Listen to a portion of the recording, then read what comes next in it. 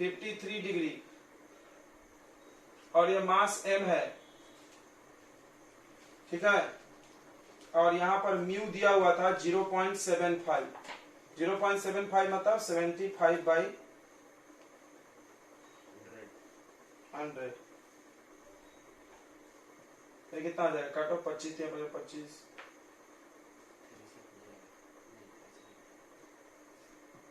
3/4। अब बताइए, ध्यान दो इधर, तुमने पढ़ा है कि एंगल ऑफ रिपोज निकालने का तरीका पढ़े हैं क्या? tan theta R, angle of repose का फॉर्मूला है tan theta R equal to mu S. तो tan theta R equal to mu S कितना है बताइए, 3/4। याद करो 3/4 वाला ट्रायंगल tan में, तो यहाँ होता है 37, तो सामने होता है 4, यहाँ होता है 3, लेकिन यहाँ तो 3/4 है, तो यहाँ पर होगा 53 वाला लेंगे, समझ में आया ना, P/H। ये आ जाएगा tan 53। एक सेकंड, कुछ गड़बड़ है क्या? 25 ठीक तो लग रहा है। 37 में ओहो, यहाँ गड़बड़ हो गया ना, 37 में 3 होता है 4 होता है, बक 53 में सामने 4 होता है, बड़े वाले के सामने बड़ा। तो ये देखो, ये कितना आएगा बच्चों, 37 है तो 3/4 यानी tan 37, यानी एंगल ऑफ रिपोज कितना आ गया बताइए, 37। अच्छा, यहां पर थीटा कितना है, 53। तुमको क्या पढ़ाया गया था, अगर angle of inclination, angle of inclination अगर ज्यादा हो, एंगल ऑफ इंक्लिनेशन अगर ज्यादा हो इससे, तो वो क्या करेगी, स्लाइड करेगी। रिपोज क्या होता है, ज्यादा से ज्यादा एंगल जो उसको रोक के रख सकता है, तो रोकने वाला एंगल 37 है, तो उससे ज्यादा है तो गिरेगा, यानी ये गिर रहा है, तो पक्का हो गया। जब ये मोशन में है यानी मोशन पक्का है। जब कोई ऑब्जेक्ट चलने लगता है तो उसमें कौन सा फ्रिक्शन लगता है, काइनेटिक, पीछे की तरफ F के। और कौन सा फोर्स है याद होगा आपको, इसका डायग्राम N, नीचे क्या होता था, ऐसे में क्या होता था बताइए, किसी को याद है, mg cos थीटा, बढ़िया। और इधर क्या होता था, mg sin थीटा। हो गया, इधर मोशन है इसका। तो कैसे करते थे, पहले n इक्वल टू कर लो, n equal to mg cos theta यानी 53, अरे सॉरी 53 का वैल्यू बताइए, 53 का वैल्यू बताइए, चलिए कॉस में, तो B/H, ये 5 होगा ना, B/H कितना आएगा बताइए, 3/5, यानी 3mg/5। अब फ्रिक्शन निकालिए, फ्रिक्शन क्या होता है, म्यू के इंटू एन, म्यू के दिया होगा, इधर ही म्यू के दिया था ना, ये यूज करो, 3/4, एन कितना है 3mg/5, यानी 9/5 4 जा 20 mg। सही है क्या साहब, सही है। अब हम इक्वेशन लगाएंगे, इधर गिर रही है ये, इधर गिर रहा तो कैसे करते हैं बताइए, गिर रहा है तो forward force minus backward force. Forward क्या है, फॉरवर्ड क्या बताइए, mg sin 53 माइनस बैकवर्ड क्या है, F के, equal to mass into acceleration.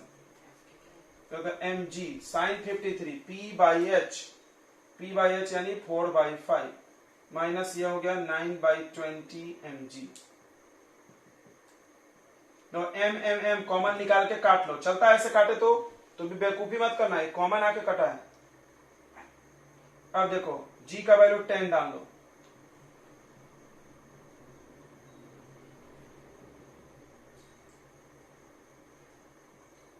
Four 2 जा 8 माइनस 9/2 यानी 8 माइनस 4.5 कितना आ रहा है आंसर, 3.5, राइट आंसर, गुड। चलिए, जिसका इसका 3.5 आया था बहुत बहुत बधाई हो, आपका सही है, you have done A right answer.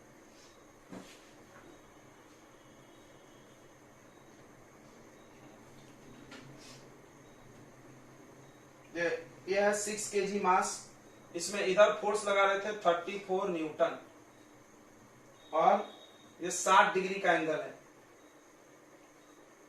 Mu S यहां पर दिया था 0.6 और म्यू के दिया था 0.4।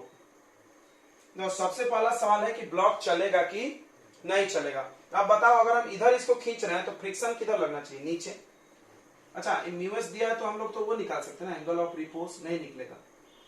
तो अगर म्यू एस दिया है तो कोई सोच रहा है tan थीटा आर। हाँ रुक जा भाई, थोड़ा सोचने दे मेरे को। ऐसा ऐसा सोचा जा सकता है ना, कोई बच्चा ऐसा गरीब रहेगा ऐसा सोचेगा तो 6/10 यानी आएगा 3/5। अरे जम रहा है तू जम गया मेरा तरीका, जम गया ना। तो हम लोग एंगल ऑफ रिपोज से ही पता कर सकते हैं कि गिरेगा कि नहीं गिरेगा। बराबर है कि नहीं? तो बताइए tan थीटा में 3/5 होता है क्या वैल्यू? देख लेते हैं है कि नहीं। नहीं है। tan थीटा में क्या होता है? ये 3 ये 4 ही चलेगा ना, p/f। यानी ये लॉजिक फेल हो गया। तो बहुत बार ऐसा हो सकता है कि म्यू एस का ऐसा वैल्यू है जिससे एंगल निकला ही नहीं, तो ये वाला एंगल मत करना चेक। एक तरीका और होता है कि लिमिटिंग फ्रिक्शन निकाल लिया जाए। याद है, इधर खींच रहे हैं तो पीछे की तरफ रोकने के लिए ज्यादा से ज्यादा कौन सा फ्रिक्शन जिम्मेदार है? लिमिटिंग। तो लिमिटिंग फ्रिक्शन निकाल लेते हैं। क्या होता है फॉर्मूला बताइए? Mu S into N. चलिए डायग्राम बना दिए घस घस। ये एन है, नीचे की तरफ क्या लगेगा रे? mg cos theta. ये तो याद हो गया होगा, बार बार तोड़ने का नहीं। इधर क्या लग रहा होगा बताइए? mg sin theta. और फ्रिक्शन, क्योंकि इधर जा रहा है, देखो कोई भी चीज इधर जाता है उसके विपरीत लगता है फ्रिक्शन, या अप्लाइड फोर्स के अपोजिट। लेकिन अभी डिसाइड नहीं हुआ है कि चल रहा है कि रुका है। अगर डिसाइड हो जाए तो हम फ्रिक्शन बनाएंगे, काइनेटिक है कि लिमिटिंग है। ठीक है बच्चों, बिना डिसीजन के कुछ बना नहीं सकते। तो पहले देख लेते हैं। म्यू एस है 0.6, एन हो जाएगा mg cos थीटा। मास कितना है? 6, g कितना है? 10, cos 60 कितना होता है? sin 30 यानी 1/2। 12 न्यूटन। तेरी पीछे रोकने की क्षमता है 12 और आगे सरसरा के खींच रहा है 34 से। बताओ चलेगा कि नहीं चलेगा? चलेगा। तो अप्लाइड फोर्स जो है, सब पढ़ाया गया, अप्लाइड फोर्स ज्यादा है। किससे ज्यादा है? लिमिटिंग फ्रिक्शन से। तो मोशन में है भाई, ये तो पक्का। अब जब मोशन में है तो इधर की तरफ कौन सा फ्रिक्शन लोगे तुम? काइनेटिक। खत्म। चलिए अब चालू नहीं। अब काइनेटिक फ्रिक्शन पहले निकाल लिया जाए। कैसे?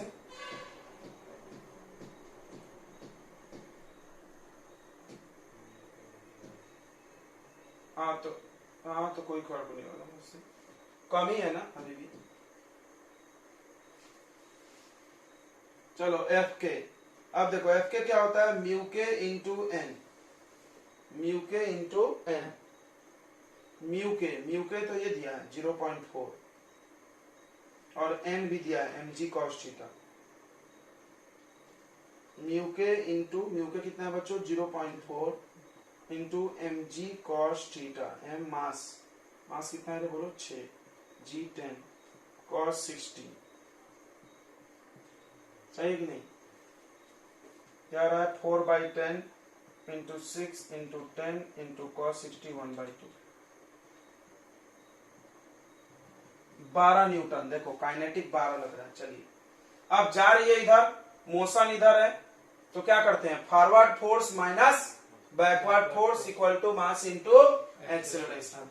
तो फॉरवर्ड फोर्स क्या है? 34 माइनस में क्या होगा? एक होगा mg sin थीटा और माइनस फ्रिक्शन भी पीछे है तो वो भी equal to mass into acceleration. सब वैल्यू डालते हैं। m कितना है? 6, g कितना? 10, sin 60 √3/2। एफ के बताइए? 12। मास है 6 इंटू ए, तो ये 2 से कट गया 3। 34 माइनस 30√3 माइनस 12 इक्वल टू 6। 34 में से 12 तो पहले माइनस ही कर दो। कितना आ रहा है? 2 गया यहाँ से और 1 गया, कितना बचा रे?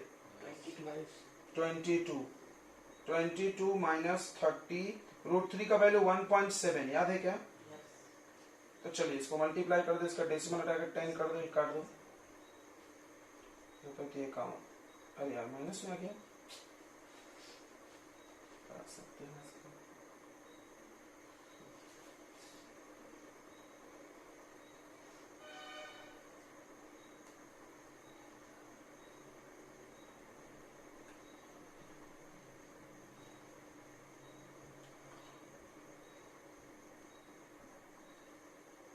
रिटार्डेशन होगा, धीरे धीरे रुक जाएगी फिर। अरे कितना आ रहा है, कितना आ रहा है बताइए? माइनस का बताओ ना। 51 में से 22 गया तो कितना बचेगा बताइए?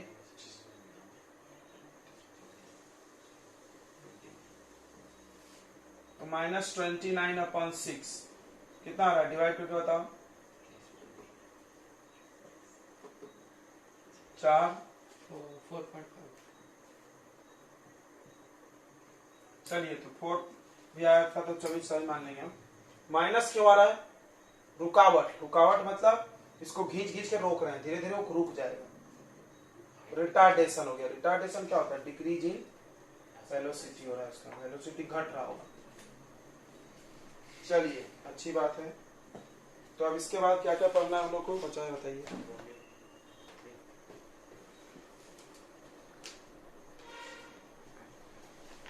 तो इसकी बात अगर नहीं भी करेंगे तो कुछ ज्यादा फर्क नहीं पड़ेगा, क्योंकि इसमें न्यूमेरिकल कुछ है नहीं, ठीक है।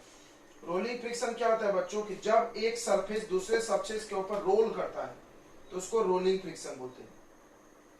जैसे ऐसे जैसे चक्का, जैसे ये मार्कर ही ले लो ना, इसको रोल करा दे, देखो ये रोलिंग फ्रिक्शन। जब ये रोल कर रहा है तो किस फ्रिक्शन की वजह से रुका? ये रुकेगा ये रुकेगा तो किस फ्रिक्शन से रुकेगा? रोलिंग। समझ में आ रहा है? और रोलिंग फ्रिक्शन बहुत कम होता है, रोलिंग फ्रिक्शन बहुत कम होता है, इसीलिए हम लोग रोल वाली चीजें ज्यादा यूज कर लेते हैं। हाँ अभी रुक ही नहीं रहा था, थोड़ा सा फोर्स लगा दी, जाते जा रहा है। ठीक है, सबको समझ में आ गया? तो जब एक ऑब्जेक्ट दूसरे ऑब्जेक्ट के ऊपर रोल करेगा तो रोलिंग फ्रिक्शन लगता है। जैसे ये टायर हो गया, ये ऐसे रोल करते हुए जा रहा है मान लो,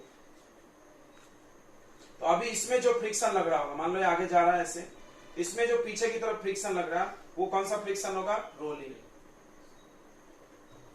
और रोलिंग फ्रिक्शन सबसे कम होता है, यानी फ्रिक्शन में अगर रोलिंग फ्रिक्शन की बात करो सबसे कम। बस इतनी सी बात सीखना है आपको, और कुछ ज्यादा इसमें सीखना है। Rolling friction is very less. उससे ज्यादा किसका होगा बताइए? काइनेटिक। और काइनेटिक से ज्यादा, गलत बोल गया लौंडा, हम जान रहे थे गलत बोल जाएगा। लिमिटिंग। स्टैटिक तो 0 भी हो सकता है।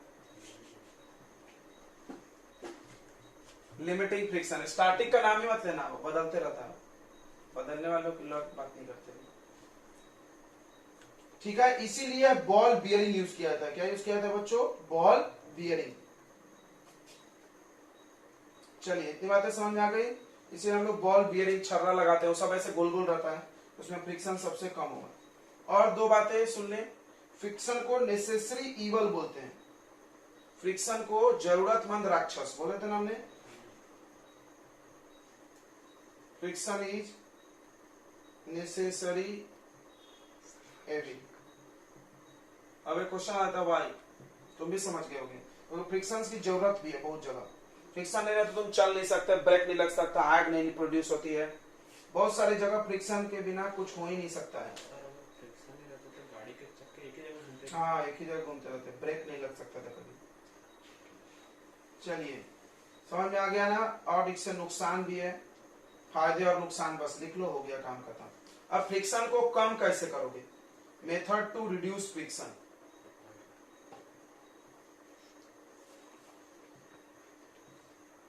फ्रिक्शन को कम करने का तरीका बताइए। पहला है बाई पॉलिशिंग। किसी भी चीज को पॉलिश कर दो तो चिकना हो जाएगा, स्मूथ हो जाएगा। स्मूथ नहीं हो जाएगा, पॉलिश कर दो, घिस दो तो चिकना होने से फ्रिक्शन कम हो जाएगा। दूसरा, बॉल बियरिंग यूज करो। कहीं भी जगह घूम रहा है, घिस रहा है तो बेरिंग लगा दो, अब नहीं आराम से चलेगा। तीसरा, बाय यूजिंग लुब्रिकेंट्स। लुब्रिकेंट देखे होगे गाड़ियों में डाल जाती है, ऑयल, ग्रीस, हाँ ग्रीस ऑयल डालो, चिकना वो कर देता है। ठीक है। चौथा है बाई स्ट्रीम लाइन शेप। ये सुना, मछली के आकार का से। तुम देखो बड़ी बड़ी जो गाड़ियां होती है स्पीड कार, उनका डिजाइन देखो कैसा रहता है, ऐसा ऐसा अजीब रहता है नहीं, ऐसा ऐसा, ताकि हवा आए और ऐसे निकल जाए, इनको फ्रिक्शन कम दे, बराबर है। हाँ, एरोप्लेन के जैसा ऐसे ऐसे रहता है कि नहीं रहता है। जहाज हो गया, एरोप्लेन हो गया, ऐसे रहता है स्ट्रीम लाइन से, उससे भी फ्रिक्शन कम लगेगा, हवा का फ्रिक्शन। चलिए फ्रिक्शन बढ़ाओगे कैसे, तो मिट्टी डाल दो, सैंड डाल दो, रेजिन डाल दो, रबर का ग्रिप लगा दो, सोल लगा दो, जूते में सोल लगाते हैं फ्रिक्शन बढ़ा। चलिए तो फ्रिक्शन बढ़ाना भी पड़ सकता है कभी कभी और घटाना भी पड़ता है। इससे जूता घिस गया, गिर जाएंगे, चप्पल घिस गया तो उसमें ग्रिप लगा दे। तो रोलिंग फ्रिक्शन क्लियर हो गया सबको, नोट कर लो, थोड़ा हम बता दे रहे हैं। अगर कार स्पीड में चलाकर टर्न मार दिए तो गए काम से।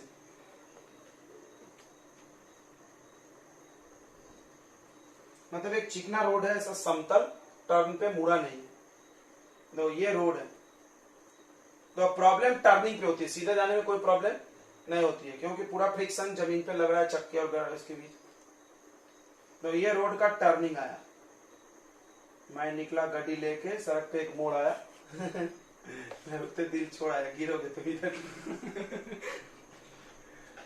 देखो इधर। तो अब ये टर्निंग पे जब ऑब्जेक्ट होता है तो उस वक्त तो सर्कुलर मोशन में होता है, ये बात सब लोग मान रहे हैं।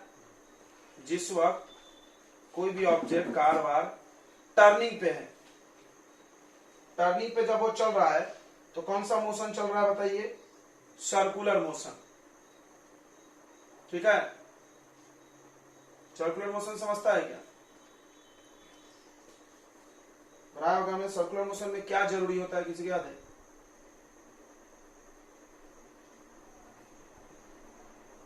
कोई बता सकता है सर्कुलर मोशन में क्या जरूरी होता है? एक फैक्टर है जो बहुत जरूरी है। हाँ गुड, सेंट्रीपिटल फोर्स। देखिए तो ये सर्कुलर मोशन है और ये है रोड का सेंटर, टर्निंग जो कर रही है उसका सेंटर हो गया मान लो, बराबर है कि नहीं। जैसे रोड टर्न कर रहा है तो ऐसा घुमा होगा रोड, ये ध्यान से समझना। यहाँ पे एक सर्कल आप बना लो तो ये सेंटर हो गया, क्लियर है। और जैसे टर्न करने गया तो सर्कुलर मोशन होने लगा। हमने तुमको ये भी बोला होगा कि सर्कुलर मोशन के मतलब नहीं कि पूरा गोल गोल नाचना जरूरी है, टर्न किए you are in circular motion. चलो अच्छी बात है। जैसे सर्कुलर मोशन होगा तो एक फोर्स सेंटर की तरफ होना, सेंट्रीपिटल फोर्स होना, मेरे को कोई ना कोई फोर्स इसको बैलेंस करना चाहिए। मतलब समझता है क्या, इतने फोर्स की मेरे को जरूरत है। जैसे JEE में फॉर्म भरने के लिए 60% की जरूरत है, चाहे तुम 60% MP बोर्ड में लाओ, CBSE में लाओ, जरूरत है इतना। उसी तरह घूमने के लिए हमने बोला कि 10 न्यूटन, वो खैर अलग अलग होता है, मास पे डिपेंड करता है, mv²/r। तो सेंट्रीपिटल फोर्स किस पे डिपेंड है, मास, वेलोसिटी और रेडियस, तो अलग अलग होगा भाई, अलग अलग टर्निंग पे अलग अलग। लेकिन मान लो यहाँ पे 10 न्यूटन, यहाँ पर 10 न्यूटन इधर की तरफ खिंचाव बल होना। अब वो तुम काय से दोगे ये तुम्हारा मैटर है, या तो तुम रस्सी बांध के घूम लो, हमको ये 10 न्यूटन से मतलब है। अगर मिला तो टर्न, नहीं मिला तो हॉस्पिटल बराबर, समझ में आया क्या। 60% आया तो पेपर देंगे, नहीं मिला तो नहीं देंगे भाई, दे ही नहीं सकते, तुम बैठने नहीं देगा वो तुमको। वही लॉजिक है भाई यहाँ पे। सेंट्रीपिटल फोर्स तो होना ही होना, कितना होना, फार्मूला है सेंट्रीपिटल फोर्स का mv²/r, इतना होना। आप निकाल लो, अपने कार का मास देखो, वेलोसिटी देखो, रेडियस ऑफ टर्निंग देखो, कितना बड़ा टर्निंग है, निकाल लो, उतना चाहिए। अब बैठ के हम थोड़े रोड पे रुकेंगे टर्निंग पे, पहले फार्मूला लगाएंगे, निकालेंगे, फिर गाड़ी चालू करते हैं मोड़ पे, तो ऐसा तो हम नहीं कर सकते। तो भाई अब क्या करना चाहिए कि सुरक्षित रहे, उससे ज्यादा हो गया तो कोई दिक्कत नहीं है, सुरक्षित है। 60% चाहिए मार्क्स, तो क्या 90 वाला को दिक्कत हो जाएगा क्या? बिल्कुल नहीं दिक्कत होगा यार, वो तो आराम से देखो, 60 से ज्यादा होना कुल मिला के, यानी हम ज्यादा रख लेंगे तो सुरक्षित रहेंगे। अब कौन सा फोर्स इधर की तरफ लग रहा है हम तुमको बता दें, फ्रिक्शन। टायर और रोड के बीच का फ्रिक्शन जो है वो इधर की तरफ लग रहा है, वही फ्रिक्शन फोर्स बच्चों। अच्छा, इस पे और कौन सा फोर्स लग रहा है, इस पे नीचे की तरफ लग रहा होगा वजन mg, और ऊपर की तरफ क्या लग रहा होगा, नॉर्मल रिएक्शन, और सेंटर की तरफ कौन सा फोर्स लग रहा है, फ्रिक्शन। थोड़ा इमेजिन करना पड़ेगा आपको, कैसे? देखिए रोड ऐसा ले रहे हैं, ऐसा टर्न मार रहे हैं, तो देखोगे पिक्चर में गुंडा को पकड़ रहा है, हीरोइन को भाग रही कार से, हो तो ऐसा जम से टर्न मार रही, तो 2 चक्का उठ गया, तो क्या है वो सोचो, इमेजिन करना पड़ेगा, जब हम ऐसे टर्न लिए तो मेरे चक्का और रोड के बीच का फ्रिक्शन किसके तरफ लगने लगा? सेंटर की तरफ। ये समझो, बस यही कॉन्सेप्ट आपको पता होना चाहिए कि हम लोग जब घूमते हैं तो वेट तो बैलेंस हो जाएगा नॉर्मल रिएक्शन से रोड के, वो कोई दिक्कत नहीं है। सेंटर की तरफ कौन सा फोर्स काम करता है? Centripetal force. और ये सेंट्रीपिटल फोर्स कौन प्रदान करता है? यहाँ पे बताइए, फ्रिक्शन। कौन प्रदान करता है? फ्रिक्शन। अब ध्यान से सुनना, अगर ये फ्रिक्शन हमको mv²/r मांगता है, भाई इतना मांगता है, अगर आपका फ्रिक्शन 60% हमको बोर्ड में होना भले, तो आप JEE दोगे। अगर आपका फोर्स, हम जो फोर्स लाए वो फ्रिक्शन है मेरा, वो 60% से क्या होना चाहिए? ज्यादा। बराबर है? बराबर भी रहा तो भी दे सकते ना। हाँ, बेस्ट एग्जांपल दे रहे हैं, इसको याद रखना। तो अगर इधर लगने वाला फ्रिक्शन सेंटर की तरफ अगर ज्यादा है या इक्वल भी है इसके, तो आप टर्न ले सकते हैं। इतना है सेंट्रीपिटल फोर्स का फॉर्मूला है, ये वैल्यू फिक्स मतलब निकलेगा जो भी। ठीक है, सबको ये बात समझ में आ गई कि नहीं आई? तो बहुत सारी बातें हम आपको बताएं, हम आपको एक एक चीज लिख देते हैं। पहली बात कि एट टर्निंग, ध्यान सुनेंगे, at turning on level road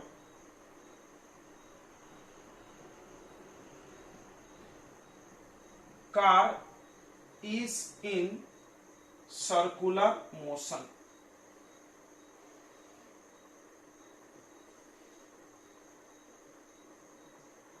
car circular motion में होता है। 3 forces are acting on car।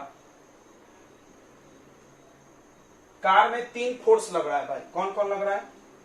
पहला N, नॉर्मल रिएक्शन, किधर लग रहा होगा? ऊपर, रोड के बिल्कुल परपेंडिकुलर। दूसरा लग रहा है वेट mg, किधर? Vertically downward. और तीसरा लग रहा है फ्रिक्शन, सेंटर की तरफ। Nmg बराबर होके कट जाएगा, फ्रिक्शन ही इसको मदद करेगा। तो अगली पॉइंट, फ्रिक्शनल फोर्स जो है F is acting towards the center, towards the center, so इसलिए it will provide, चाहिए हमको required centripetal force। मतलब आपको घूमने के लिए जितना सेंट्रीपिटल फोर्स चाहिए वो कौन प्रदान करेगा? आपको फ्रिक्शन प्रदान करेगा। दैट इज, इसका मतलब, तो याद रखो एकदम स्टार लगा के डबल, कि अगर फ्रिक्शनल फोर्स, ये वाला कंडीशन लिख रहे हैं, इज मोर और equal to centripetal force, then we can take safe turning without skidding, we can take turning without skidding, then we can, एक कार ना, भी थोड़ी है, car can turn without sleeping. नहीं तो फिर उड़ा। अगर सोचो, अगर हमको इतना खींचने की जरूरत है, नहीं खींच पाए, तो ये कार ऐसे सीधे गड्ढे में रोड छोड़ के। हुआ था बहुत बार, देखोगे एक्सीडेंट, टर्निंग पे गाड़ी घुमाया, घूमने धन से उड़ा दिया। ठीक है, if frictional force is more और equal to centripetal force then can turn without slipping. ये शर्त लिखा है, ये डबल स्टार मार दो इस पे। ये हो सकता है यहां से कोई क्वेश्चन पूछ ले, कितना होना चाहिए, कब सुरक्षित हो तुम टर्निंग पे? तो हम ये सुरक्षित है। अच्छा भैया, बट ये सुरक्षा भी बड़ा भयंकर कार्य है, अभी हम बताएंगे, बहुत चर्चा होगी इस पे अभी। चलिए तो यहां से हम लोग वैल्यू निकाल लेते हैं, यहां से हम लोग सारी वैल्यू निकाल लेते हैं। ठीक है, आपका फ्रिक्शन फोर्स ज्यादा होना चाहिए, समझ में आ गया। याद रखो ये बोर्ड का मार्क्स, सेंटर की तरफ सेंट्रीपिटल फोर्स मांगता है, इतना मांगता है, क्या मांगता है भाई, mv²r, इतना चाहिए। अब तुम काय से ला रहे हो, बोर्ड एमपी बोर्ड में ला रहे हो, सीबीएसई में ला रहे हो, मेरे को नहीं बताओ। यहाँ फ्रिक्शन से लाओ, रस्सी बांध के लाओ, कुछ भी करके लाओ, मेरे को इतना फोर्स हो ना, तभी तुम इस रोड पे टर्न मार सकते हो। समझ में आ रहा है, याद रहेगा। अगर आपका इससे ज्यादा है या इसके बराबर है तो भी चलेगा, आप सुरक्षित हो। कम है तो भाई प्रॉब्लम है, गए तुम काम से। चलिए तो अब फॉर्मूला तो सबको पता है, फ्रिक्शन का क्या होता है बताइए, म्यू इंटू एन। कौन सा फ्रिक्शन होगा, टर्न कर रहे हैं, चल रहे हैं, रुके हैं, काइनेटिक होगा ना कि लिमिटिंग होगा,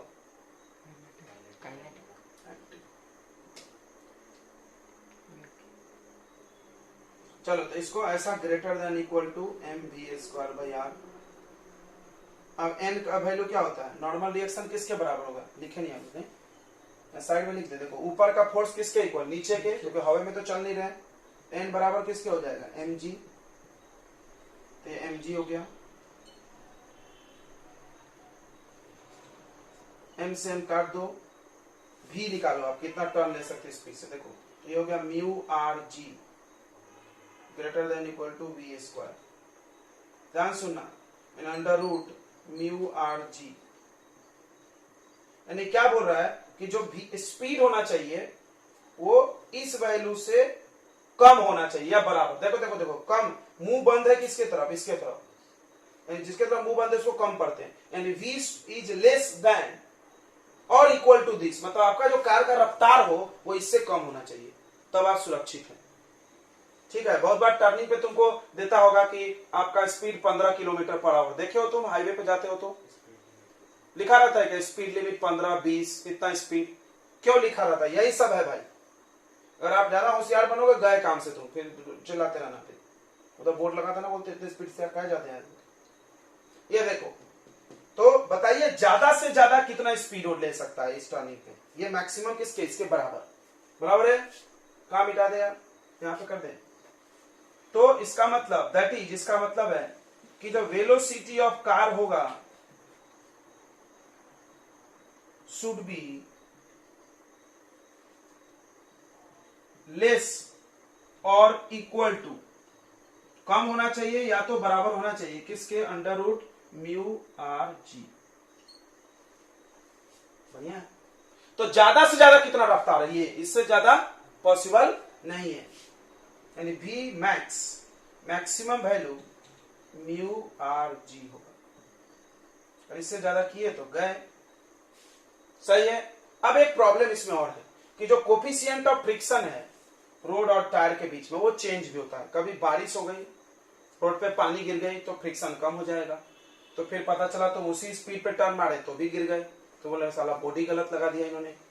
बोले नहीं भाई वो बारिश हो गई है, फ्रिक्शन कम हो गया, या तुम्हारा टायर में ग्रिप बराबर नहीं है। तो कुल मिला के बड़ा टेंशन है यार लेवल रोड में, है कि नहीं टेंशन, क्यों, क्योंकि यहाँ पर जो स्पीड है टर्निंग का वो बहुत कम है। देखो म्यू आर जी, म्यू क्या है कोफिशिएंट ऑफ फ्रिक्शन, आर क्या है रेडियस ऑफ टर्निंग, अगर बड़ा रेडियस पे टर्न होगा तो स्लिपिंग कम होगी, जी तो फिक्स है, यानी you can take turn with slow speed, कम स्पीड में जाओ, धीरे धीरे जाओ, आराम से सुरक्षित जाओ। ज्यादा स्पीड हुआ, इससे ज्यादा जैसे हो गया आप स्लिप मार जाओगे रोड से, फ्रिक्शन आपको सेंटर की तरफ खींच नहीं पाएगी, बचा नहीं पाएगी, आप सेंटर की तरफ आने की जगह सीधे चले जाओगे। जैसे पत्थर हम घुमा रहे हैं, सेंटर की तरफ धागा खींच के रखा हुआ है, धागा कट गया, क्या होगा, पत्थर किधर जाएगी, शन से उड़ गई, वैसे आपकी गाड़ी उड़ जाएगी रोड से। फ्रिक्शन कट गया मतलब ये कम पड़ गया, कट गया मतलब कम पड़ गया, क्लियर है, ये कार ऐसे सीधे बाहर निकल जाएगी, स्लिप कर गया रोड से। तो ये है लेवल रोड में। तो क्या प्रॉब्लम है लेवल रोड में, लेवल रोड में पहला प्रॉब्लम है, द फर्स्ट प्रॉब्लम इज कि स्लो स्पीड में टर्निंग होगा, किसी ज्यादा जमजम से कार चलाने की स्पीड है तो वो इस रोड पे ना जाए, सलाह है। दूसरा प्रॉब्लम बता रहा था, बिगेस्ट प्रॉब्लम कि आपका फ्रिक्शन किसके बीच में हो रहा है, रोड और टायर के बीच में, वही आपको टर्न नहीं आ रहा है, इसका मतलब आपका टायर नाश होगा। बताओ क्या बिना फ्रिक्शन का टर्न ले सकते, हम चाहते नहीं मेरा टायर घिसे नहीं, हमको टर्न निकल हो ही नहीं सकता, बोलते क्यों, कि रोड और टायर का फ्रिक्शन ही आपको घुमा रहा है, वो नहीं होगा फ्रिक्शन तो आप घूम ही नहीं सकते। यानी हमारा टायर धीरे धीरे डैमेज होगा, वियर एंड टीयर होगी, टायर फट जाएगी, ज्यादा ऐसे रोड पर ज्यादा टर्न मारे तो, टर्न खेले तो। बराबर समझ में आ गया सबको? यानी तुम्हारा यहाँ पे टायर डैमेज होगा, वियर एंड टीयर होगा, उसके बाद आप ज्यादा स्पीड में भी नहीं चल सकते टर्निंग पे। दो प्रॉब्लम इसमें निकाली गई। अब अगर आप चाहते हो कि आपका टायर बिना घिसे हुए टायर हम टर्न मार दें, पहली बात। दूसरी बात, अगर आप चाहते हो हम ज्यादा स्पीड से टर्न मारे, तो दोनों केस में इस रोड को उठाना पड़ेगा, थोड़ा बैंकिंग करो। यानी बैंक रोड पे आप हाई स्पीड से टर्न ले सकते हो, उसके साथ साथ बिना टायर और रोड के फ्रिक्शन के टर्न ले सकते हो। बोला कैसे सर? तो उसमें वेट का एक कंपोनेंट आपको बैलेंस करेगा सेंटर की तरफ। अभी हम दिखाते थे, रोड ऐसे झुकेगा तो वेट का साइन थीटा याद करे, याद है ऐसे लगता था। हाँ अभी स्लोपिंग पढ़े थे नहीं क्या? वेट ऐसा एक component mg cos mg sin, तो एक कंपोनेंट इधर आ जाएगा जो आपको खींच के नीचे इधर अंदर की तरफ रखे रहेगा। चलिए तो आप इसको लिखे यहाँ पे, limitations of level road. Limitations लिखना पड़ेगा, ये नोट कर लिया आपने?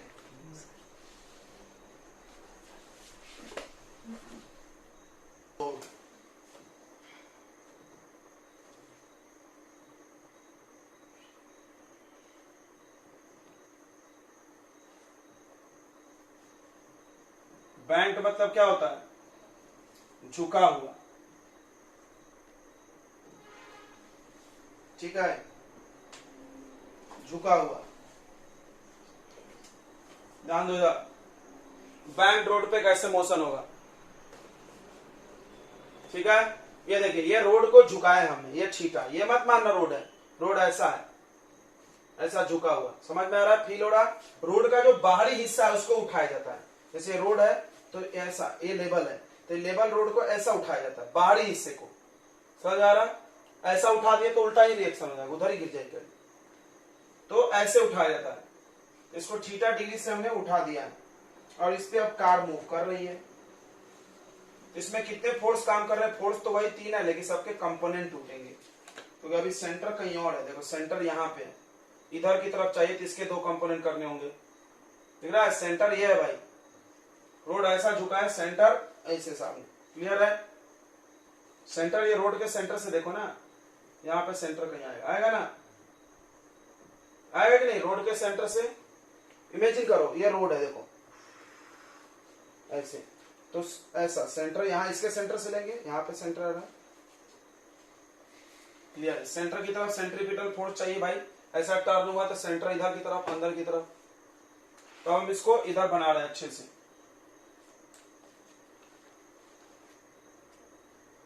इसको हम ऐसे बॉक्स से दिखा दे तो चलता है क्या? नहीं दिखता? चलता है, चलना चाहिए, नहीं तो बहुत दिक्कत होगा मेरे को। सेंटर इधर है, ये बात क्लियर रखो, सारा फोर्स इधर की तरफ हो ना मेरे, इस डायरेक्शन। ये थीटा है। अब देखिए 3 फोर्स है यहाँ पर, एक है ऐसे परपेंडिकुलर में नॉर्मल रिएक्शन, एक सीधा नीचे की तरफ है,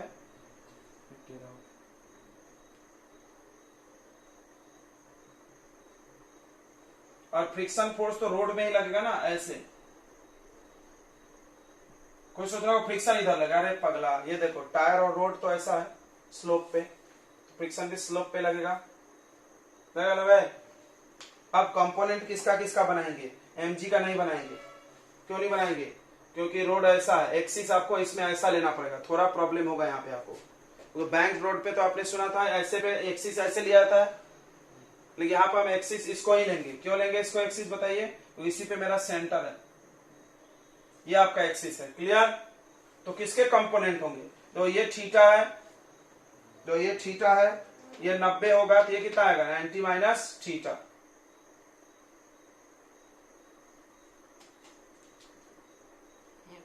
ये हो जाएगा 90 माइनस थीटा। ये कितना आ जाएगा बताइए? थीटा। अब फ्रिक्शन के 2 कंपोनेंट ध्यान से देखो, फ्रिक्शन का एक टुकड़ा इधर चला जाएगा, चला जाएगा, थीटा से सटा तो कॉस, एफ कॉस थीटा नीचे लिखते हैं।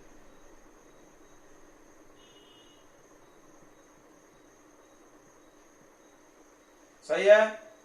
सही है कि नहीं है बताइए? F cos theta. अच्छा एफ ये था, और इसका एक कंपोनेंट नीचे आ जाएगा। कितना आ जाएगा बताइए नीचे की तरफ? सटा तो कॉस, हटा तो साइन। समझ रहा है नहीं समझ रहा है? जिसको नहीं समझ रहा है इधर देखेगा, ये फ्रिक्शन है, ये थीटा है, एक इधर आ जाएगा कंपोनेंट एफ कॉस थीटा और एक नीचे आएगा एफ साइन थीटा। चलिए ध्यान रखो सेंटर इधर है, इसलिए हम ऐसे एक्सिस तोड़ रहे हैं, नहीं तो ऐसा तोड़ना है लाओ नहीं है आपको, इसमें ऐसे तोड़ा जाता है, इसको एक्स मानते हैं इसको वाई, ऐसे। अब तो फिर एन को भी तोड़ना पड़ेगा क्योंकि एक्सिस पे एम जी है। सब फोर्स कहाँ होना चाहिए? एक्सिस पे। कौन नहीं है एक्सिस पे? एन भी नहीं है भाई, अब तो बड़ा समस्या हो गया यार।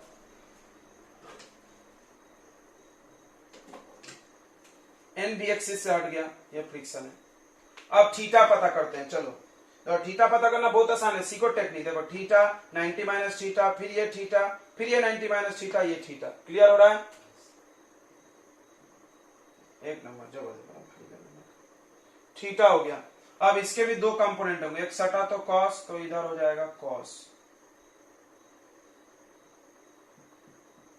एन कॉस थीटा, हटा तो साइन, तो इधर की तरफ एक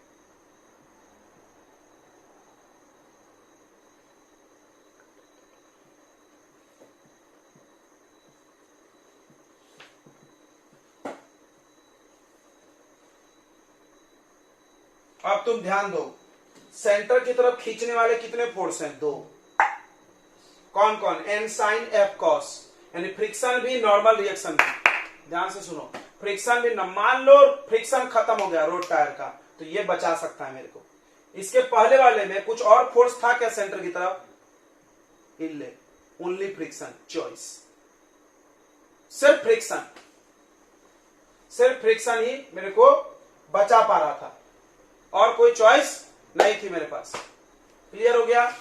घूमने के लिए कौन सा फोर्स चाहिए तो आपको पता ही है, बार बार कौन बताते रहे। कितना चाहिए? M v square by r, इतना चाहिए मेरे को। तुम काहे से भी लाओ, कोई दिक्कत नहीं है। तो पहला लॉजिक तो आपको डायग्राम से ही अच्छा दिखा होगा। क्या दिखा डायग्राम से? पहली बात कि पहले सेंटर की तरफ सिर्फ एक ही फोर्स था जो अपने खींच के घुमाता था, अभी दो फोर्स है। अगर इसमें से कोई एक एब्सेंट भी हो जाए तो अगला वाला बचा सकता है, पॉसिबिलिटी है, स्लो स्पीड में गए तो। सही है कि नहीं है? तो ये बहुत अच्छा बात है। ओके, उसके बाद दूसरा बात देखो, टटा टटा, पहले पूरा का पूरा फ्रिक्शन इधर लगता था, एफ कोई टुकड़ा नहीं होता था, अब इसके दो टुकड़े हो गए, एक इधर और एक नीचे, तो फ्रिक्शन थोड़ा कम हो गया ना, थोड़ा कम हो गया ना रोड में, जो टायर के बीच में इधर लग रहा था। हाँ, कुछ डिवाइड हो गया ना उसके पार्ट। अच्छी बात। चलिए, तो इसको हम लोग अच्छे से अब लिख लेते हैं सारी बातों को। तो देखो यहां पर लिखते हैं, लेट रोड इज बैंक्ड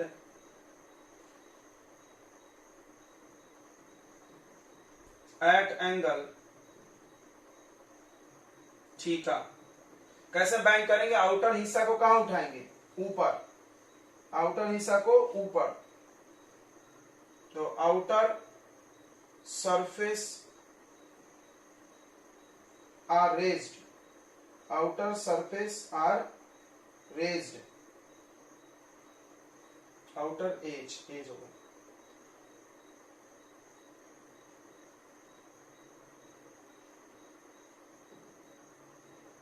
इसको उठा दो, ऊपर बाहर वाले मट्टी भरो, यहाँ पे ज्यादा मट्टी भर दो, इधर कम। समझ में आ रहा? तो अपने आप बैंक हो जाएगा रोड। सही है। अब इसमें 3 फोर्सेस लग रहे हैं, ठीक है। रेडियस ऑफ रोड मान लो, let the radius of turning is, सब मान सकते हो,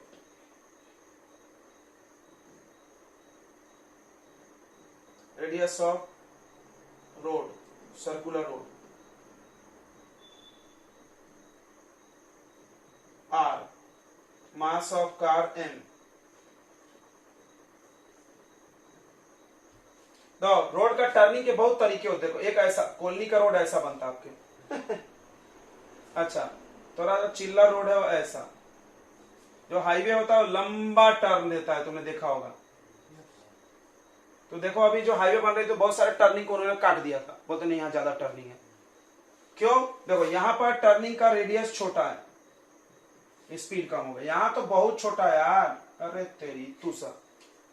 यहाँ पर देखो सर्कल बड़ा हो रहा है ना, तो रेडियस टर्निंग का ज्यादा।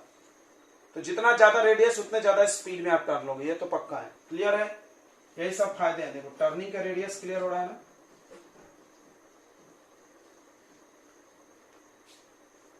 तो मास ऑफ कार m मान लो, 3 फोर्सेस काम कर रहे हैं यहां पे अभी भी।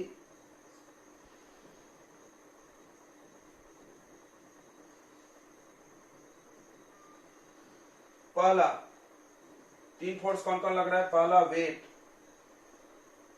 mg कहां लग रहा है? Vertically downward.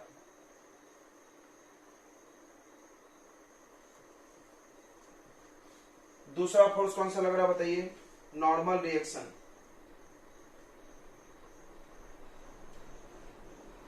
नॉर्मल रिएक्शन कैसे लगता है? Perpendicular to the surface. Surface कौन है? रोड। रोड के परपेंडिकुलर, ओके। और तीसरा friction between road and tyre.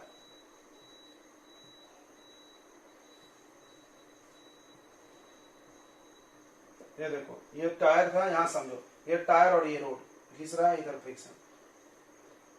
ठीक है, अब हम लोग किसको किसको तोड़ेंगे बच्चों? रिजॉल्विंग, रिजॉल्व कर दिया हमने, तोड़ दिए। किसको? फ्रिक्शन को एंड एन को इनटू 2 कंपोनेंट्स। तो पेपर में ऐसे फेंका जाता है, जितना देख रहा है सब लिखो, लंबा कर दो 10 पेज इसको। उसके बाद क्या किया हमने? रिक्वायर्ड सेंट्रीपिटल फोर्स कितना चाहिए आपको?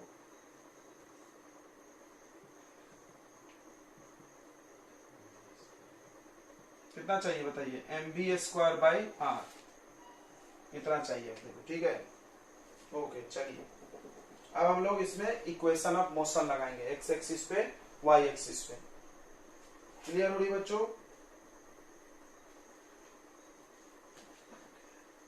तो वर्टिकल डायरेक्शन में इक्वेशन ऑफ मोशन लगाते हैं पहले।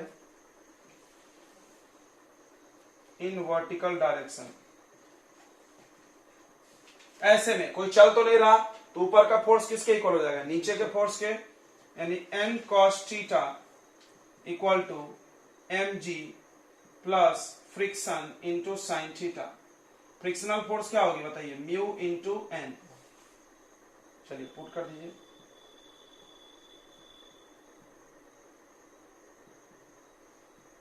अब एक बच्चा ना n का वैल्यू साइन mg डाल दिया, गलत। यहां n mg के बराबर नहीं है, याद रखना इसको, कोई गलती नहीं, कोई रट लेते हैं n बराबर mg।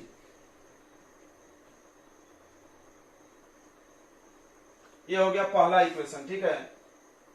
यहां से आप mg का वैल्यू निकाल लो, n कॉमन ले लेते हैं।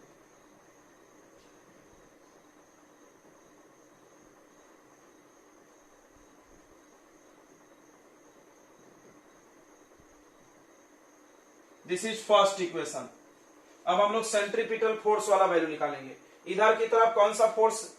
ये और ये प्लस होके किसके बराबर होना चाहिए? सेंट्रीपिटल के। घूमने के लिए कितना फोर्स चाहिए? सेंट्रीपिटल थोड़ा सा मिटा दे इधर का, नोट कर लिया सबने? बताओ बच्चों, नोट कर लिए डायग्राम वगैरह?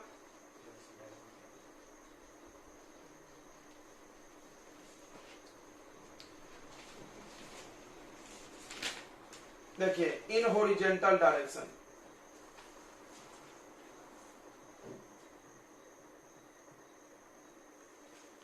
इन horizontal direction f cos theta plus n sin theta is equal to mv²/r। ये बात समझी होगी, ये दोनों मिलकर सेंट्रीपिटल फोर्स के बराबर। इसका ये मतलब है, यहां पे चाहो तो लिख भी सकते हो कि f cos theta and n sin theta together, यानी एक साथ प्रोवाइड करेंगे, आपको देंगे, प्रदान करेंगे। क्या प्रदान करेंगे? Centripetal force. ये दोनों मिल के आपको सेंट्रीपिटल फोर्स देंगे घूमने के लिए। चलिए, एफ का वैल्यू क्या होगा? म्यू एन कॉस थीटा बराबर mv²/r। इक्वेशन 2। इसको ऊपर रखो, उसको नीचे। कोई बोला क्यों? हमको वेलोसिटी चाहिए इसीलिए न्यूमरेटर में। तो डिवाइड 2/1। तो देखो डिवाइड करते हैं, देखो तो ऐसा रखो mu N cos theta plus N sine theta equal to M v square by R divide बीच में इक्वल इधर N cos theta minus mu N sine theta equal to M G. M से एम कट गया,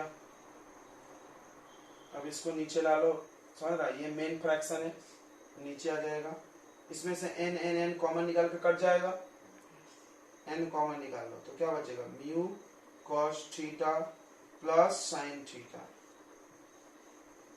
यहाँ भी N common हो जाएगा तो क्या बचेगा cos theta minus mu sine theta. किसी को नहीं समझेगा तो मेरे को पूछ लेना डबल से,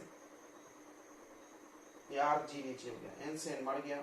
अब बहुत सारे साइन कॉस दिख रहे हैं तो सबको डिवाइड कर दो कॉस से टाइम बनाने के लिए, याद है किए होगे तुम बचपन में कहीं ऐसा, सबको कैसे डिवाइड मार दो कॉस थीटा से ऊपर नीचे,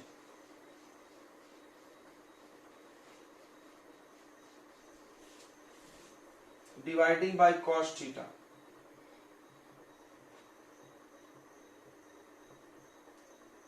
तो ऐसा हो जाएगा mu cos theta divided by cos theta plus sine theta divided by cos theta upon cos theta divided by cos theta minus mu sine theta divided by cos theta, सही है, equal to v square upon r g.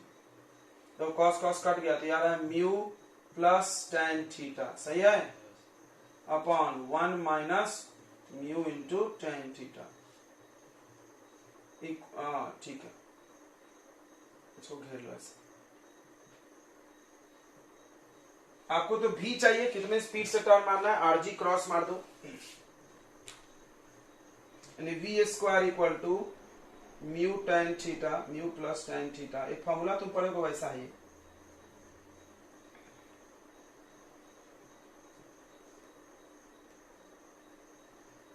तो भी आ जाएगा under root mu plus tan theta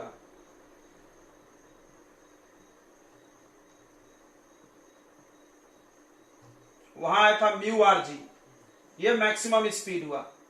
क्यों maximum बोल रहे हैं, नहीं तो इससे ज्यादा तो नहीं हो सकता तुम्हारा, याद है वहां जैसा भी हम यहां लिख सकते थे, नहीं लिखे, क्या है तुम्हारा पासिंग मार्क ये है 60%, इससे ज्यादा तो नहीं होना चाहिए, बराबर इतना चाहिए, तो ये ऐसा साइन आता था, यानी ज्यादा से ज्यादा स्पीड, नहीं ये ज्यादा होना चाहिए, सॉरी ये ज्यादा होना चाहिए, सेंटर की तरफ खींचने वाला फिक्स है, ये ज्यादा होना चाहिए, तो ज्यादा से ज्यादा स्पीड यही है, समझा, ये मैक्सिमम है, इससे ज्यादा होगा तो प्रॉब्लम हो जाएगा, क्यों, इससे ज्यादा होगा तो क्या होगा, सेंट्रीपिटल फोर्स कम पड़ ये हो जाएगा, अगर ज्यादा स्पीड में टर्न है घन, तो क्या होगा सेंट्रीपिटल फोर्स आपको ज्यादा लगेगा, फिर देखो ये ज्यादा स्पीड में टर्न होगा, ज्यादा सेंट्रीपिटल फोर्स लगेगा, उतना मिलेगा नहीं, गिरे, इसलिए ज्यादा स्पीड में टर्न मत लो, ये मैक्सिमम है, समझ रहा है नहीं तो फिर से ग्रेटर ग्रेटर का सब साइन लगा के पगला देंगे हम तुमको, फिर समझ जाएगा ग्रेटर, नहीं तो आप इक्वल में यहां डेरिवेशन करो और समझो कि मैक्सिमम वैल्यू, इससे कम चलेगा, तो ये वेलोसिटी है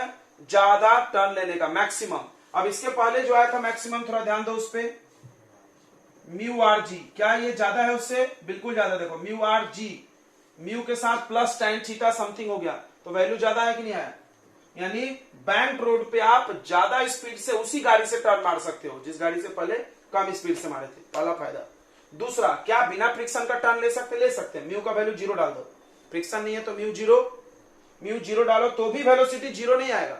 इसके पहले देखो, इसके पहले जो वेलोसिटी आया था म्यू आर जी, अगर आपने म्यू 0 डाला तो वेलोसिटी 0, मतलब चलो ही मत, बोलते नहीं बिना फ्रिक्शन का मत चलो, फिर पट्टा लो भाई, यहाँ पे बिना फ्रिक्शन का चल सकते हैं, आप थोड़ा स्पीड कम कर लो तो ये 0 हो जाएगा, तो कितना आएगा tan theta R G, speed से जाइए, स्लो जाइए, मतलब बिना टर्निंग पे थोड़ा स्पीड कम कर लोगे तो आपका टायर घिसे बिना टर्न। बताओ ट्रक वालों का 10-10, 12-12 टायर होते हैं, और एक एक टायर में से अगर 5-5, 10-10 रुपए का भी टायर घिसा तो कितने रुपए नुकसान होगा इसके एक टर्निंग पे, नहीं, और उसके एक एक टायर 40-50 हजार के आते हैं, बहुत महंगे भी आते हैं। कुल मिला को टायर बचाना तो चाहेगा ही बेचारा कि बिना टायर घिसे हो जाए। ठीक है, सबको समझ में आ रहा है। इसलिए बड़ी गाड़ियां हाईवे प्रीफर करती हैं कॉलोनी वाले रोड की अपेक्षा। क्यों? क्योंकि हाईवे पे उसको ये सब सुविधा मिलेगी, भले 50 रुपए टोल ही लगेगा ना, 500 रुपए, टायर तो मेरा बच जाएगा 10-20 हजार का। क्या भाई, उसको बोलो ऐसे ऐसे जा, वैसे बाईपास है, ऐसे कॉलोनी है, तो बोलता हम बाईपास से जाते भाई, इधर से हम नहीं जाएंगे, भले लंबा पड़ेगा फिर भी उधर से जाएगा, उधर उसके टायर बचेंगे, मेन चीज टायर होते हैं उनके। क्लियर हो गया? इतनी सारी बातें, अभी बहुत कुछ है, आप नोट कर लीजिए फटाक से। स्पीड लेवल रोड में √μrg। अच्छा, एक tan थीटा का तुमने फॉर्मूला पढ़ा होगा, tan 2 थीटा का, याद है? ट्रिग्नोमेट्री का लेक्चर देखे हो तो 1 + tan theta upon 1 - tan theta पढ़े हो क्या? बिल्कुल। या तुम ये फॉर्मूला पढ़ोगे tan a + b का, नहीं याद होगा हमको लग रहा है, बहुत सारे लोग सीरियसली नहीं देखे हैं बेसिक मैथ, हम जान रहे हैं। tan a + tan b upon 1 - tan a into tan b। Basic math जब भी तुम खाली रहो देखते रहो, ट्रिग्नोमेट्री, डिफरेंशिएशन, इंटीग्रेशन, क्या होगा इससे? बहुत बेनिफिट है, कोई समय का नुकसान नहीं होगा तुमको, उसको देख के अफसोस कभी नहीं आएगा। तो देखो ये वही फॉर्मूला के ट्रिक से इसको याद कर सकते। देखो maximum road on banked road, उसका स्पीड कितना है? ध्यान देखो, √1 की जगह म्यू है, म्यू प्लस tan थीटा, दिख रहा है? वही फॉर्मूला दिख रहा है ना, 1 + tan जैसा, और फिर 1 - mu tan theta, tan a + tan b upon 1 - tan a into tan b, वैसा दिख रहा है कि नहीं? और rg तो है ही है सब में। अब देखो ये जो मैक्सिमम स्पीड है, this is maximum speed of turning with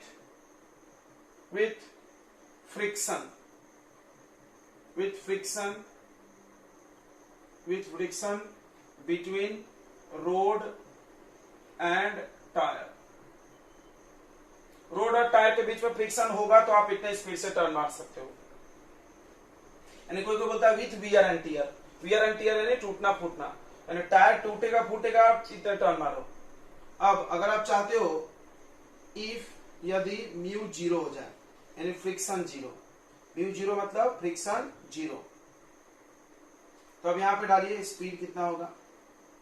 तो म्यू 0 तो ये क्या बचेगा? tan थीटा बचेगा, और ये 0 हो गया तो 1 बचेगा, और rg, यानी tan theta into rg। This is speed without friction. समझ में आ गया? यह है maximum speed of turning without damaging of tyre, या without wear and tear produced in tyre.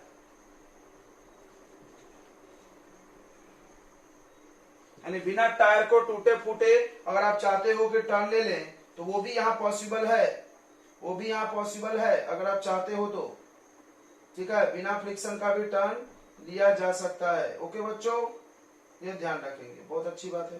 थोड़ा सा स्पीड कम करना है, पहले स्पीड ज्यादा था, अब स्पीड थोड़ा कम कर लो तो आपका बिना टायर खराब हुए भी टर्न ले सकते हैं, जो कि ऐसी सुविधा प्लेन रोड में बिल्कुल भी नहीं है, बिल्कुल नहीं है, याद रखो इस बात को। तो अब यहां पर आप समझ लो advantages of banked road. Bank road के क्या फायदे हैं भाई? हाईवे वाले ने इतना पैसा खर्चा किया, टोल टैक्स भी ले रहे हैं आपसे, क्या कुछ फायदा दे रहे होंगे ना। तो पहला फायदा है कि स्पीड ऑफ टर्निंग जो है वो ज्यादा है, पहली बार से, पहले ये था अब ये है तो ज्यादा है। ओके, दूसरा बिना फ्रिक्शन का भी आप टर्न ले सकते हो, टायर को डैमेज वो कम करेगा। बस ये 2 फायदे हैं और कुछ ज्यादा फायदा नहीं है, बस 2 ही फायदा ही होना चाहिए। अब क्या उधर पकौड़े तल के बेचा जाए आपको रोड पे, खाओगे कौन? हो गया, बहुत फायदे इतने हो गए, घूमने आए इधर। चलिए लिखिए एडवांटेजेस।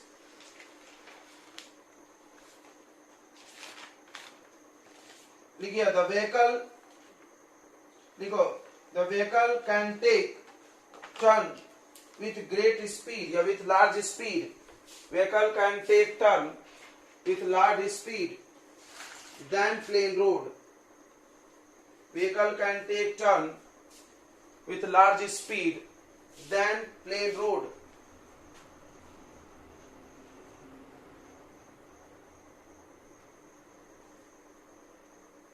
अगला लिखो, देखो it damage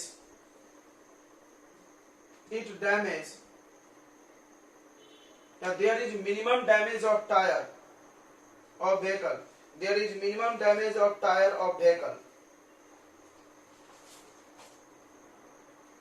There is minimum damage of tire of vehicle. Vehicle के टायर का डैमेज बहुत कम होगा. नेक्स्ट पॉइंट लिखिए बच्चों.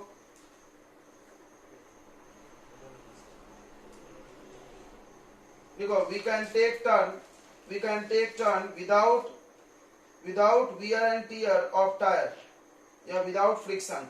We can take turn without friction.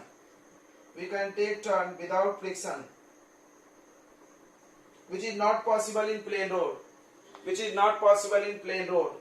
जो कि प्लेन रोड में पॉसिबल नहीं है.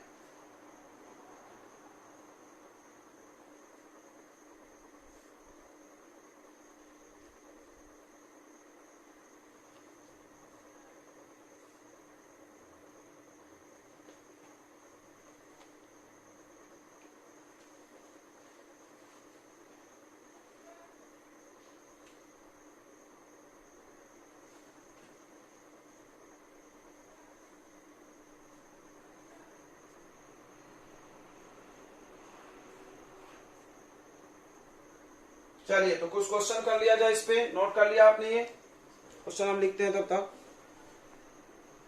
देखिए, मैक्सिमम स्पीड निकालिए. अगर ये मैक्सिमम स्पीड 18 से ज्यादा है तो गिरा. भाई टर्न लेना चाहिए था 15 से, आप 18 से ही लेते, गिरेंगे ना. और आपका कम है तो सुरक्षित हो तुम. चलो करो, बनाओ, दिखाओ. स्पीड ऑफ टर्निंग जो क्वेश्चन में दिया है तो दिया 18 किलोमीटर पर आवर. सबसे पहले तो किलोमीटर पर आवर को क्या बनना चाहिए? मीटर पर सेकेंड. कैसे मल्टीप्लाई करते किसी को याद है क्या? 5/18 क्या गया? 5 मीटर पर सेकेंड. अच्छा, उसके बाद मैक्सिमम स्पीड अलाउड. कितना अलाउ है तुमको जाना? इतना अलाउ है, √μ/g. ये अलाउ है, ये टर्म में आ रहा तुमने. अब देखते हैं अलाउ से कम है ज्यादा है, गिरोगे फिर. म्यू है 0.1, आर है 3 और जी तो 10. बताइए ये कितना आ गया? √3 यानी 1.73. अलाउ है 1.73. आप मार दिए 5 से. बताओ गिरोगे कि नहीं गिरोगे? बताओ बच्चों, बोल नहीं रहे सब. क्या हो गया? बहरे हो गए. चलो मेरे मैक्सिमम स्पीड अलाउड जो है उससे ज्यादा स्पीड हो गया आपका. स्पीड ऑफ टर्निंग, इसका मतलब वो स्कीड कर जाएगा. ठीक है, जो अलाउ है उससे ज्यादा होना नहीं चाहिए, वो मैक्सिमम वैल्यू है.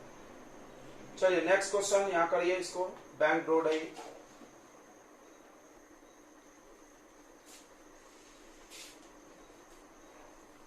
The circular racing track of radius दिया है 300 मीटर. बैंक यानी थीटा दिया है 30 degree. Find the optimum speed, ज्यादा से ज्यादा स्पीड बिना टायर घिसे हुए. याद होगा, ज्यादा से ज्यादा स्पीड बिना टायर घिसे हुए μg × tan थीटा. याद है? म्यू क्या है बताइए? 0.2. g 10 tan थीटा क्या आएगा? tan 30. tan 30 कितना होता है? √3. नहीं गलत होता है.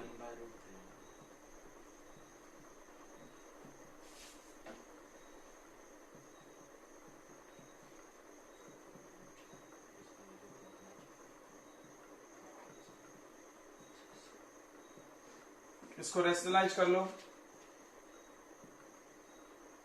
2√3/3.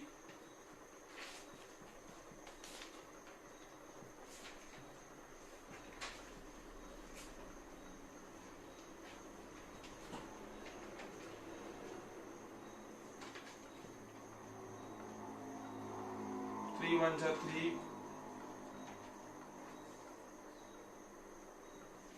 √1.13 √1.13 कितना आएगा बच्चों? जो भी आ रहा निकाल लेना, वो होगा मैक्सिमम स्पीड, बहुत कम है। Maximum permissible speed without slipping, यानी ये मैक्सिमम स्पीड पूछा है, कितना आएगा? फॉर्मूला लगाइए, √μ plus tan theta divided by 1 minus mu tan theta into RG। कर लेंगे ना? कर लेना, जो भी आंसर आएगा।